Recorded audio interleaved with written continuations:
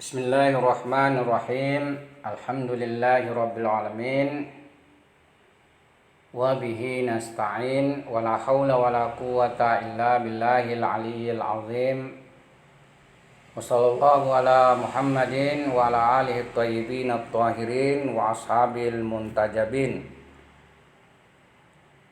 Pada kesempatan ini kita akan membahas satu seri daripada argumen pengafirmasian eksistensi Tuhan. Sebagaimana kita ketahui bahwa di dalam teologi dan filsafat Islam terdapat beragam argumen dan burhan pembuktian eksistensi hak subhanahu wa ta'ala. Pengetahuan dan pengenalan kepada sumber dan pangkal eksistensi senantiasa menjadi substansi tema pembahasan bagi agamawan, teolog, dan filosof di sepanjang sejarah. Pada sisi lain, konsepsi tentang sumber eksistensi serta hubungannya dengan manusia dan alam semesta telah menjadi inti munculnya perbedaan agama dan maktab keyakinan. Oleh karena itu, bagi kaum muslimin, peran pengetahuan tentang penegasan eksistensi Tuhan dan tauhid merupakan hal yang sangat prinsipal bagi mereka. Dengan kata lain, mereka berupaya mengkonstruksi dan menyempurnakan ilmu serta pengetahuannya tentang keberadaan eksistensi Tuhan, serta berusaha mendesain argumen-argumen yang berfungsi menguatkan kepercayaan dan keyakinan pada wujudnya, serta menghilangkan keraguan dan skeptis terhadapnya. Adapun pada kesempatan ini kita akan membahas salah satu daripada argumen yang ada, yaitu argumen keteraturan atau disebut juga dengan burhan nazam. Burhan dan argumen keteraturan ini merupakan paling jelasnya argumen dan paling mudahnya argumen serta berlaku bagi seluruh lapisan masyarakat. Untuk menguraikan argumen ini terlebih dahulu kami memperjelas apa yang dimaksud keteraturan. Keteraturan adalah bahwa di antara perkara-perkara yang beragam dan berbeda-beda, apakah itu bagian dari satu majmuk atau individu-individu satu kuiditas, atau kuiditas-kuiditas yang beragam menghasilkan hubungan, kesesuaian, dan keharmonisan khusus, serta mereka semua terarahkan ke arah tujuan khusus. Adapun bentuk argumen keteraturan, dalam menguraikan argumen ini dibutuhkan dua mukadimah. Mukadimah pertama, dalam alam natural atau alam tabiat terdapat sistem keteraturan yang kokoh, dan ini disaksikan oleh semua manusia dengan baik. Sebagaimana kita melihat fenomena alam semesta ini, matahari setiap hari terbit di timur dan tenggelam di barat. Senantiasa terjadi rotasi planet-planet sehingga alam ini tetap dalam sistemnya. Alam ini tetap teratur, tidak terjadi perbenturan di antara satu dengan yang lainnya sehingga mengakibatkan kehancuran. Seluruh kitab-kitab ilmiah pada hakikatnya menafsirkan dan menjelaskan hubungan-hubungan keteraturan ini dan kenyataan yang ada dalam alam natural ini. Mukadimah kedua, akal dengan jelas menyatakan mustahil keteraturan ini muncul dari pelaku atau pencipta yang tidak berkesadaran, kuasa, bijak, dan berilmu. Sebab mengkonsepsi keteraturan yakni mengkonsepsi sebab pelaku yang berkesadaran, kuasa, bijak, dan berilmu.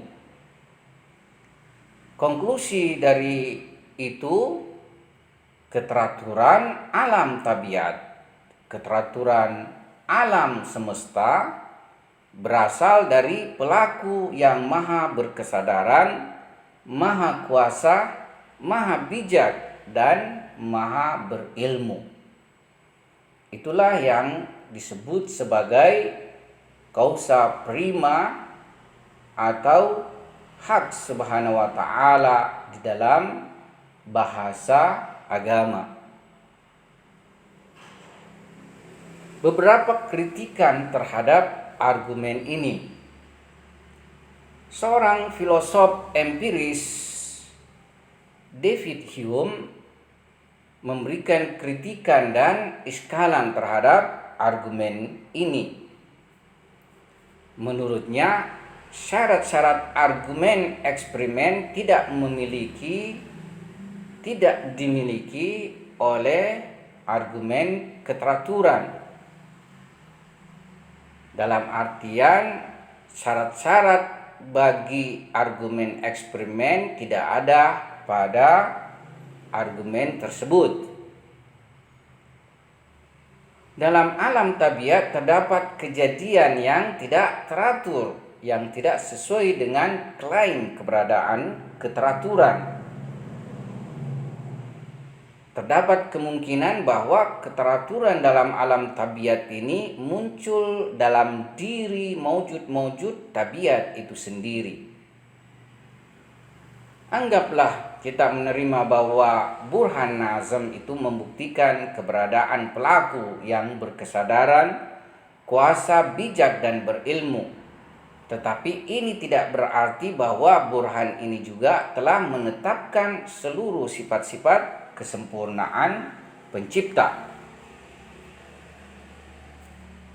Jawaban terhadap iskalan dan kritikan di atas bahwasanya argumen keteraturan bukanlah argumen eksperimen, sehingga dia harus mempunyai syarat-syarat argumen eksperimen.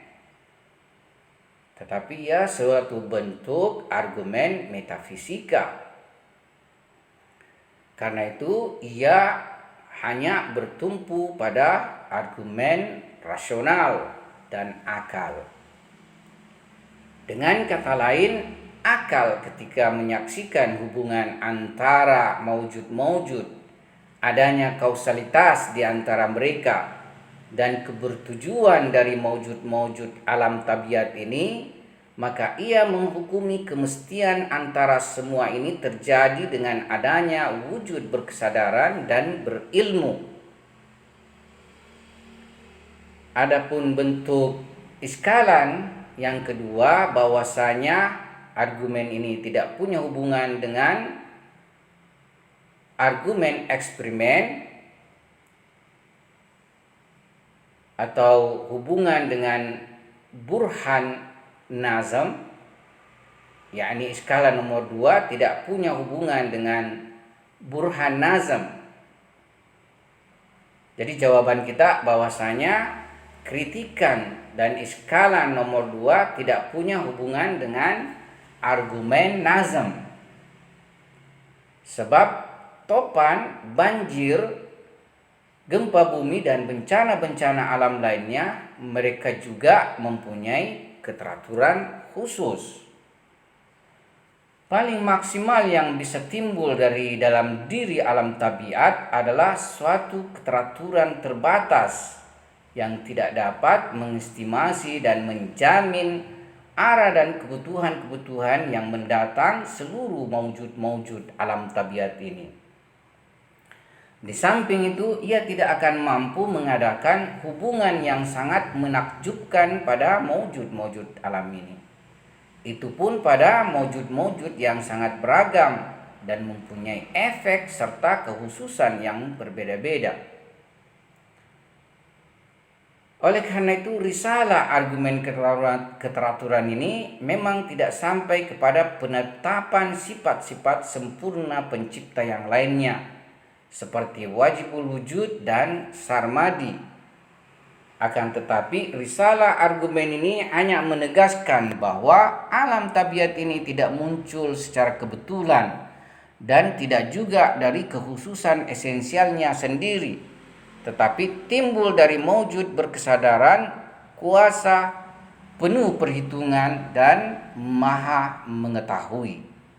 Adapun untuk pembuktian terhadap bahwasanya sumber eksistensi ini merupakan wajibul wujud dan sarmadi, maka kita akan membahas pada argumen yang lainnya, insya Allah.